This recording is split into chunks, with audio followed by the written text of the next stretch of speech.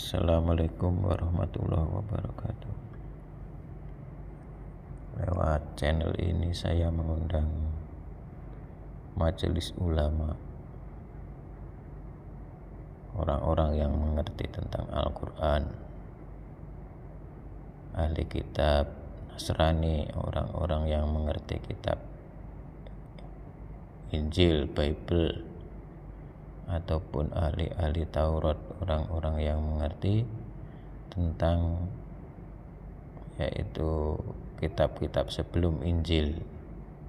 Orang-orang menyebut perjanjian lama, dan orang-orang yang berkaitan dengan yang mempelajari tentang Taurat, Injil, dan Quran. Selama ini kita belum mengetahui bahwa ternyata Al-Quran itu di samping perintah pada orang Islam, yaitu Ummul Qura, yaitu pengikutnya Nabi Muhammad, ternyata Quran ini juga ada perintah kepada ahli kitab. Dasarnya apa? Dasarnya yaitu Al-Maidah ayat 67.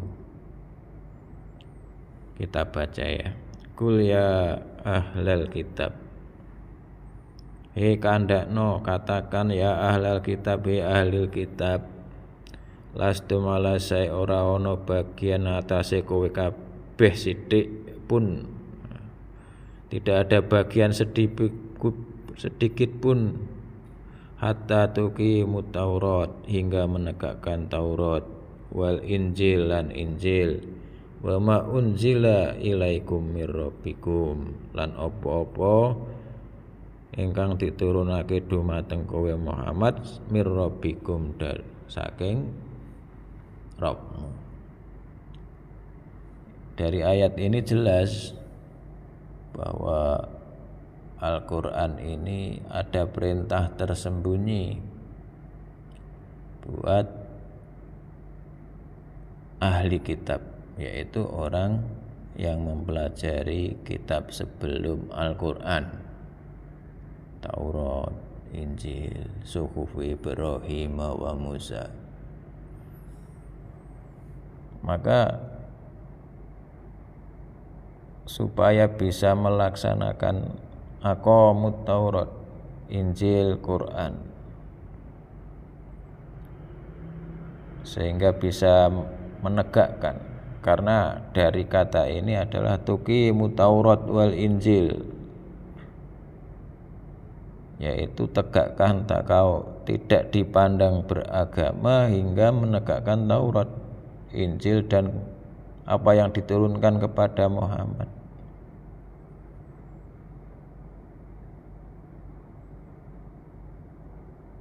Tidak cuma mengimani Taurat dan Injil saja. Ini berbeda dengan orang Islam, Ummul Qura. Mereka hanya mengimani saja Taurat dan Injil, tapi tidak ada perintah untuk menegakkan Taurat, Injil, dan Quran. Maka lewat forum ini kita akan membahas tentang ketiga kitab samawi tersebut, yaitu Taurat, Injil, dan Quran, atau Taurat bersama dengan perjanjian lama ya. Kalau orang-orang Nasrani menyebut perjanjian lama.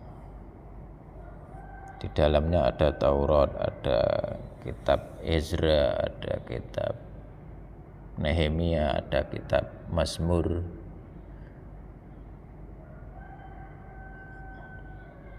dan kemudian yang diturunkan kepada Isa yang sekarang ini dipelajari, yaitu disebut Injil.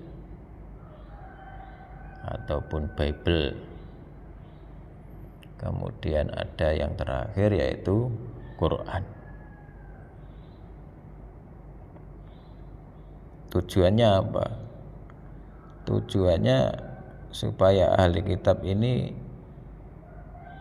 orang-orang yang mempelajari Taurat, Injil dan Quran ini bisa mengerti keseluruhan kitab secara holistik, secara global. Karena kebenaran sejati itu bisa dimengerti kalau kita ini bisa mengenal kebenaran secara global. Apakah bisa Taurat, Injil, dan Quran ini bisa dilaksanakan? Mungkin ada yang bertanya, kan akidahnya beda-beda. Nah, ini adalah suatu pertanyaan yang harus kita jawab. Kalau semuanya dari Allah, itu pasti benar. Kalau tidak benar, itu berarti ada yaitu salah pemahaman. Jadi pemahaman kita yang belum mengerti, pemahaman kita yang belum luas. Karena Allah itu al-haq, yaitu kebenaran yang hakiki, kebenaran yang sejati. Maka kita akan bahas tentang hal itu. Bagaimana supaya kebenaran ketiga kitab tersebut bisa terungkap? Maka di Al-Maidah ayat 48 dikatakan Al-Quran ini sebagai muhaiminan, sebagai filter, yaitu sebagai alat untuk mensinkronisasi. Kalau di dalam program software itu untuk mensinkronisasi kitab sebelum Al-Quran harus dimuhaiminkan. Karena Taurat, Injil, dan Quran itu punya akidah yang sama, yaitu akidah tauhid, mengesahkan Allah Subhanahu wa ta'ala, mempunyai satu founding yang sama, yaitu Ibrahim, Nabi Ibrahim Khalilullah.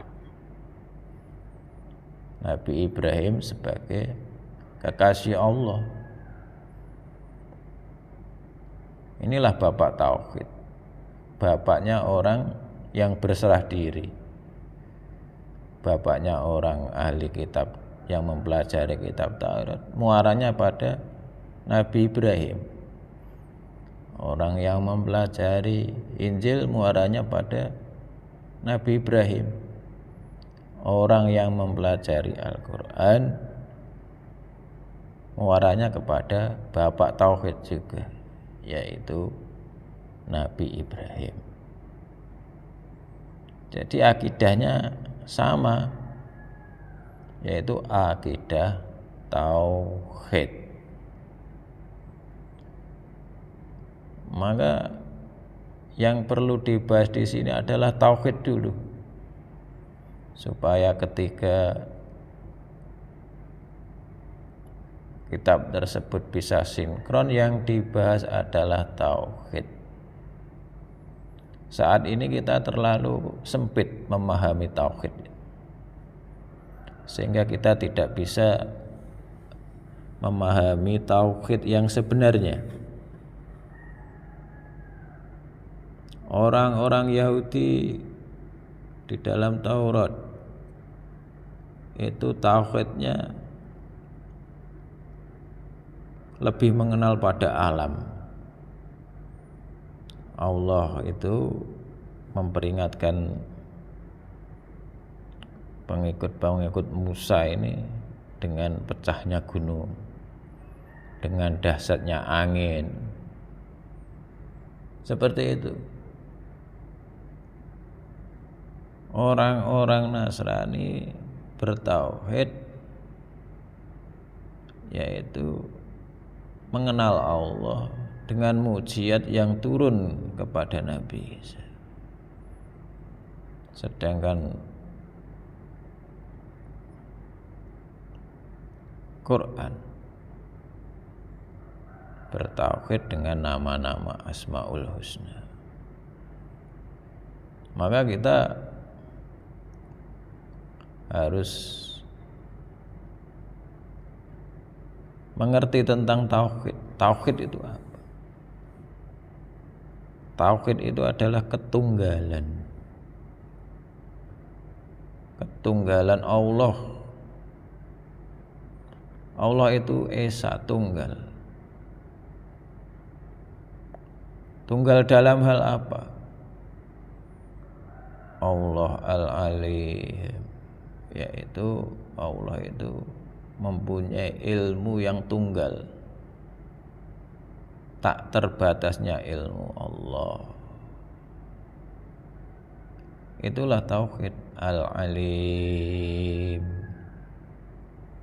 Allah mempunyai tak terbatasnya ilmu, dan kita diberi sedikit ilmu dari Al-Alim tersebut. Ini maka Allah itu mempunyai sifat namanya, ada sifat rububiyah. Rububiyah ini adalah Allah itu sebagai Rabb. Sebagai Rabb memberikan pelajaran pada manusia, mengatur alam dunia dan mengatur alam akhirat. Maka sebagai Rabb ini Allah biasanya bicara dengan bentuk jamak, seperti nahnu nazzalna Quran, kami yang menurunkan Quran. Ahli-ahli tafsir, orang-orang salaf dulu menafsirkan nahnu ini sebagai bentuk penghormatan. Tapi bisa juga bahwa nahnu nazzalna Quran, bahwa Allah itu menurunkan Quran itu, menurunkan Alkitab itu lewat perantara, karena memuliakan Jibril, maka Quran ini turun kepada Jibril dulu. Sebagaimana Allah memuliakan Isa, maka firman-Nya Allah itu ditaruh di dalam mulutnya Isa, sehingga setiap perkataan Isa atau Yesus ini jadi kalamullah. Karena di dalam Injil dikatakan bahwa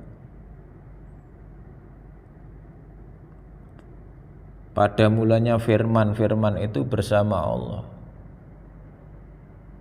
Jadi pada awalnya firman itu adalah perkataan Allah di Lauhul Mahfudz sana. Seperti halnya Al-Quran. Kemudian Al-Quran itu diturunkan dari Lauhul Mahfudz, diberikan kepada Jibril kepada Muhammad. Ini Allah sebagai Rabb, maka bentuknya adalah nahnu, bentuknya jamak kami. Begitu juga dengan Injil. Injil itu pada mulanya firman itu bersama Allah di Lauhul Mahfudz. Kemudian diturunkan bersama Ruhul Kudus di dalam diri Isa. Maka setiap perkataan Yesus, setiap perkataan Isa itu adalah kalamullah. karena firman-Nya sudah menyatu dengan lidahnya Isa itu. Inilah makna pada mulanya firman di dalam Yohanes itu. Pada mulanya firman, firman itu bersama Allah dan turun kepada manusia yang disenangi Allah, namanya Isa. Jadi tauhidnya dibenarkan. Kemudian Isa ini adalah sebagai Ruhul Kudus, yaitu dia dibersamai dengan Ruh Kudus, Ruh yang suci, yang bisa membuat suatu keajaiban, mukjizat. Maka Ruhul Kudus inilah yang membuat Isa ini bisa bicara waktu lahir, bisa menghidupkan orang yang mati, karena dibersamai dengan Ruhul Kudus. Apa Ruhul Kudus? Apa Ruhul Jibril sama? Ya sama-sama ruhnya. Karena roh itu adalah bagian dari Allah, bagian kecil dari Allah yang diturunkan kepada manusia sehingga manusia ini mengerti tentang ketakterbatasan Allah. Maka dalam hal rububiyah itu ada perantara.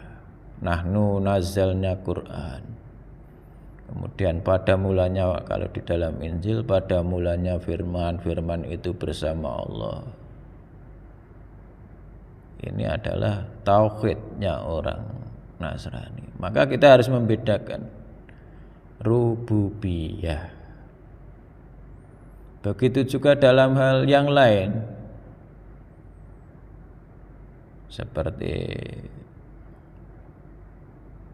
dalam hal menyebut nama Yesus, nama Isa, kemudian ada mukjizat, itu rububiyah. Ketika Allah itu menolong manusia ini, kadang tidak secara langsung, ini rububiyah. Ketika menolong manusia ini, Allah bisa menurunkan malaikat yang menyerupai Yesus, bisa menolong malaikat, bisa menolong manusia yang menyerupai Muhammad, karena orang tersebut bersolawat dengan Nabi Muhammad. Allah itu menolong manusia, pengikut Yesus, pengikut Isa ini, dengan perantara mimpi diserupakan dengan Yesus. Seperti ini adalah cara Allah menolong manusia, ini namanya rububiyah. Tetapi dalam hal uluhiyah, dalam hal ibadah kepada Allah Subhanahu wa ta'ala, maka perlu kita yaitu mempelajarinya. Ketika Quran ini turun sebagai kitab yang terakhir, dalam hal uluhiyah sudah disempurnakan, sehingga Allah berkata, innallaha wa malaikatahu yusholluna 'alan nabi. Innallaha sak temene Allah, sebenarnya Allah, wal malaikatu dan malaikat yusholluna 'alan nabi, bersolawat kepada Nabi. Ini adalah dalam hal uluhiyah ini untuk membedakan, yaitu memuja Nabi dan memuja Allah. Sedangkan sebelumnya yaitu kitab Injil itu belum ada syariat cara memuja Yesus dan cara memuja Allah. Ini belum ada syariat. Akhirnya apa? Akhirnya sama memuja Allah dan memuja Yesus, itu memuja Ruh Allah yang turun ke dunia dan Allah, zat Allah di Lauhul Mahfudz sana itu sama. Lah inilah yang membuat kita kadang menjustifikasi, para ulama Islam menjustifikasi pengikut Nasrani itu menyembah Yesus. Ini karena belum ada yaitu syariat yang diturunkan membedakan pujian pada Nabi dan memberikan pujian pada zat Allah itu belum dibedakan, sehingga di dalam seketika Quran sudah turun, maka Allah itu memberikan perintah kalau memuja manusia, memuja utusan Allah atau memuja Ruh Allah yang di dunia masuk di dalam manusia ini dengan sholawat. Ini cuma untuk membedakan pemujian pada zat Allah dan penyembahan pada Allah. Yang kedua, kita harus dalam hal tauhid ini harus mengerti tentang Allah, tentang Ruh Allah, dan tentang manusia. Sehingga pada waktu pendeta Yahudi dan pendeta Nasrani dulu itu menguji Nabi Muhammad, maka dia bertanya, tanyalah tentang roh salah satunya. Apa jawaban? Ketika umat Islam menafsirkan roh itu adalah ciptaan Allah, sedangkan di dalam Quran itu tidak ada juga yang mengatakan bahwa roh itu ciptaan Allah, tapi ditafsirkan adalah roh itu ciptaan Allah dalam tanda kurung. Sedangkan umat Nasrani menafsirkan roh itu adalah nyawa Allah yang turun ke dunia, sehingga menafsirkan Ruhul Kudus inilah roh Allah yang suci yang masuk ke dalam diri Isa, dalam diri Yesus. Lah yang benar gimana? Maka di dalam Quran dikatakan juga, wa ma utitu minal ilmi illa qalil, dan tidaklah datang kepadamu ilmu kecuali sedikit. Maknanya roh ini adalah bagian kecil dari Allah yang turun ke bumi. Sebagai contoh, Allah itu adalah zat tak terbatas. Bagian kecil itu satu titik dari Allah itu yang diturunkan di dunia ini. Itulah ruh. Untuk memudahkan gini, kita ini punya HP, punya Android. Di server sana ada Google yang tak terbatas data-datanya. Ya sama Google yang Tapi di Android kita juga ada Google. Tapi data Google di Android kita ini ya sedikit, cuma sebatas memori yang kita punya. Begitu juga dengan roh. Roh itu adalah turunan dari tak terbatasnya Allah yang turun ke bumi ini. Karena di dunia ini adalah ya fana, maka tidak bisa menampung ketak terbatasan Allah. Akhirnya yang bisa menampung ya sebatas jasad manusia ini, seperti HP. Akhirnya ruh itu adalah bagian kecil dari Allah yang turun kepada manusia, bagian kecil yang turun kepada Yesus, pada Isa alaihissalam. Inilah yang harus kita sinkronisasi. Maka lewat channel ini saya mengundang para ulama Islam, para ahli kitab Nasrani, ahli kitab Yahudi untuk mensinkronisasi Taurat, Injil dan Quran. Karena ketiga kitab itu adalah muaranya sama, akidahnya sama, akidah tauhid. Maka secara rububiyah itu nahnu nazalna Quran, kami yang menurunkan Quran. Bentuknya jamak.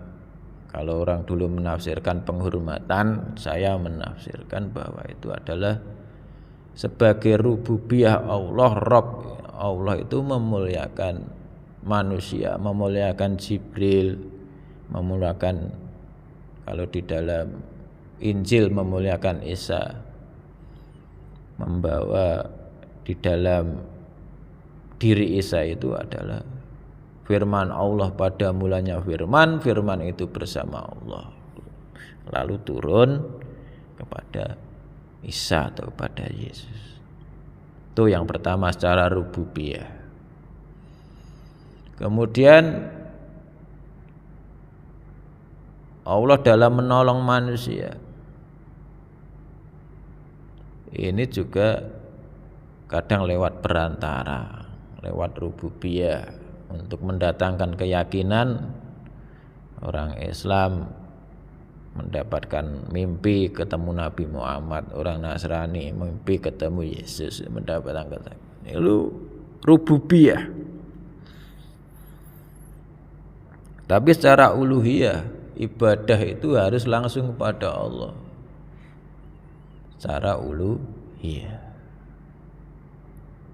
Uluhiyah itu artinya adalah pengibadan, pemujaan. Sehingga Quran ini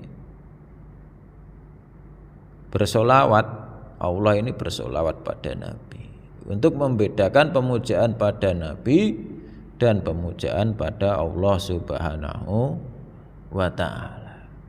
Sedangkan Injil belum ada syariat pemujaan pada Nabi dan pemujaan pada Allah. Akhirnya ya sama, memuja pada Nabi, pada Ruhul Kudus Yesus, dan memuja pada tak terbatasnya yang mempunyai ruh Allah, zat Allah sama. Itu yang pertama, yaitu tauhid. Yang kedua, tentang ruh sudah dijelaskan, karena ini masih menjadi pertanyaan dari dulu. Ketika pendeta Nasrani dan Yahudi menguji Muhammad, maka disuruh salah satunya bertanya tentang ruh.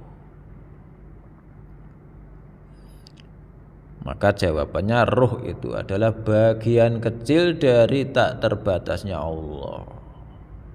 Ibarat HP ini software. Di dalam HP kita ada Google di server pusat sana juga ada Google, tapi Google di pusat sana itu datanya tak terbatas. Di HP kita datanya cuma sedikit walaupun sama-sama Google. Begitu juga dengan roh, Allah itu tak terbatas dalam hal al-alim. Allah tak terbatas di dalam ilmunya. Nabi Muhammad, Nabi Isa diberi sedikit tentang ilmu Allah, kalamullah. Allah tak terbatas kekuasaannya Al-Malik, kekuasaan Allah dunia akhirat, kekuasaan Allah dari galaksi-galaksi semua adalah kekuasaan Allah. Sedangkan manusia diberi sedikit kekuasaan, hanya satu bumi. Kalau dibandingkan dengan ciptaan Allah, tidak ada apa-apanya. Sedikit dari tak terbatasnya kekuasaan Allah ini diberikan pada manusia. Inilah makna ruh. Yang selanjutnya yaitu, apakah Injil juga benar, Quran juga benar? Maka saya jawab, Quran itu adalah haqqo tuqati, hak, kebenaran yang hak. Kebenaran yang hak itu kebenaran secara realitas. Sedangkan Injil itu adalah kebenaran hermeneutik, kebenaran secara indrawi. Kebenaran secara indrawi, dilihat dengan mata, didengar dengan telinga, dirasa dengan kulit, lidah, seperti itu. Sebagai contoh, matahari itu berjalan dari timur ke barat, itu kebenaran indrawi, kebenaran yang dilihat dari mata. Tiap hari matahari terbit dari timur ke barat. Tapi kebenaran realitasnya sebenarnya tidak seperti itu. Matahari itu diam, yang bergerak itu bumi berputar, kebalikannya dari barat ke timur. Tapi kalau misalkan secara umum manusia itu bilang matahari tidak bergerak, secara umum orang awam tidak percaya. Begitu juga Injil. Injil ini seperti itu. Kebenaran Injil itu kebenaran dengan indera, seperti manusia melihat matahari dari timur ke barat. Sedangkan kebenaran Quran yaitu kebenaran realitas, kebenaran dengan ilmu. Setelah ditemukan ilmu, pengetahuan, ada teropong bintang dengan komputer, dengan alat-alat canggih, mengerti bahwa sebenarnya matahari ini tidak bergerak seperti yang dilihat ke timur ke barat, tapi yang berputar adalah bumi, berputar pada sumbunya dari barat ke timur. Seperti itulah Quran itu kebenaran realitas, Injil ini kebenaran indrawi. Ya, dikit makasih ini pembukaan dalam kita mensinkronisasikan Taurat, Injil dan Quran. Saya mengundang majelis ulama, mengundang ahli kitab Nasrani, ahli kitab Yahudi ataupun ahli kitab Islam untuk bermusyawarah, memberi masukan bagaimana perintah ya ahlal kitab lastum ala syai' hatta tuqimut Taurat wal Injil wa ma unzila ilaikum marabbikum. Hai ahli kitab, kamu tidak dipandang beragama sedikit pun, tidak ada bagian sedikit pun dari agama hingga menegakkan Taurat, Injil dan Quran ini bisa dikonsepkan, bisa tegakkan sesuai perintah. Nah, terima kasih. Bila teh berdaya. Wassalamualaikum warahmatullahi wabarakatuh.